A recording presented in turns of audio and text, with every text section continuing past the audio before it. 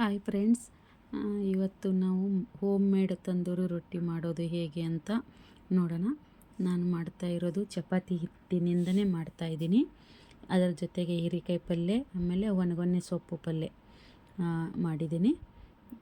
ನೋಡಿ, ಈ ಥರ ಮಾಮೂಲಿ ಚಪಾತಿ ಹಿಟ್ಟು ಮಿಕ್ಸ್ ಮಾಡ್ಕೊಂಡಿರ್ತೀವಿ. ಚಪಾತಿನೇ ಮಾಡ್ತಾಯಿದ್ದೀವಿ ಅಂದ್ಕೊಳ್ಳಿ.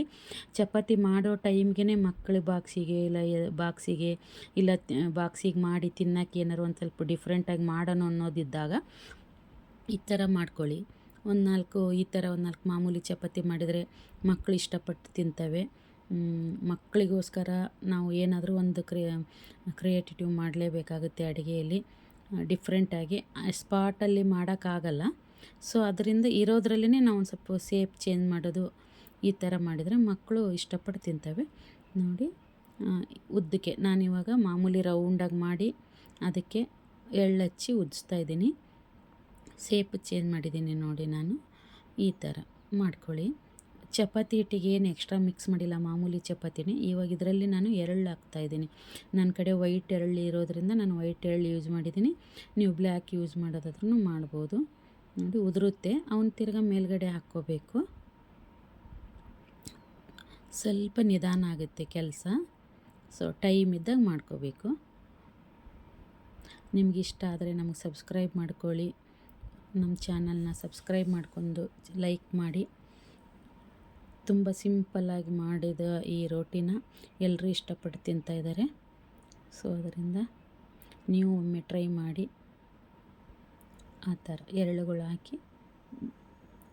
ಹಾಕಿ ಸ್ವಲ್ಪ ಉಜ್ಜಬೇಕು, ಇಲ್ಲಾಂದರೆ ಹಂಚಿಗೆ ಹಾಕುವಾಗ ಉದುರೋಗ್ಬಿಡುತ್ತೆ. ಈ ಥರ ಒಂದು ಸ್ವಲ್ಪ ಸೆಕೆಗೆ ಬೇಕು ಅಂದರೆ ಒಂದು ಸ್ವಲ್ಪ ಪ್ರೆಸ್ ಮಾಡಬೇಕು. ದಪ್ಪ ಆಗಿರುತ್ತಲ್ವ, ಅಂಚಲ್ಲಿ ಸೈಡಿಗೆ ದಪ್ಪ ಇರುತ್ತೆ. ಸೊ ಅದರಿಂದ ಆ ದಪ್ಪ ಸ್ವಲ್ಪ ಪ್ರೆಸ್ ಮಾಡಬೇಕಾಗುತ್ತೆ. ಇವಾಗ ನೋಡಿ, ನಾನು ಮಾಮೂಲಿ ರೌಂಡ್ ಮಾಡಿದ್ದೀನಿ ಇದನ್ನು. ಈಗ ಇನ್ನೊಂದು ನಿಮಗೆ ಈ ಥರ ಉದ್ದ ಇರೋದು ಹಿಂಗೆ ಈ ಥರ ಮಾಮೂಲಿ ಮಾಡ್ಕೊಂಡು ಉದ್ದಕ್ಕೆ ಮಧ್ಯದಲ್ಲಿ ಒಂದು ಸ್ವಲ್ಪ ಎಣ್ಣೆ ಹಾಕಿ ಈ ಥರ ಮಾಡಿದರೆ ಉಬ್ಕೊಳುತ್ತೆ. ಒಂದು ಸ್ವಲ್ಪ ನೀವು ಚಪಾತಿನೇ ಮಾಡ್ತಾಯಿದ್ದೀರಿ ಅಂದಾಗ ಒಮ್ಮೆ ಟ್ರೈ ಮಾಡಿ ನೋಡಿ. ಖುಷಿಯಿಂದ ಮಕ್ಕಳು ತಿಂತವೆ.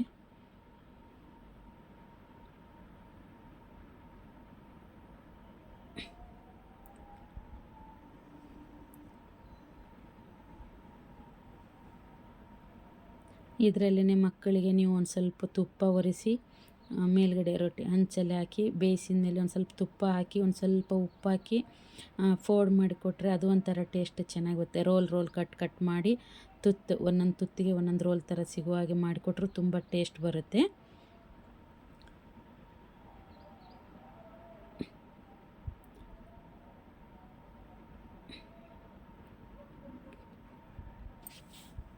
Thank you. ನಾನು ವಿಡಿಯೋ ವಾಚ್ ಮಾಡಿದ್ದಕ್ಕೆ. ನೀವು ಒಮ್ಮೆ ಮನೆಯಲ್ಲಿ ಟ್ರೈ ಮಾಡ್ತೀರಾ ಅಂದ್ಕೊಂಡಿದ್ದೀನಿ.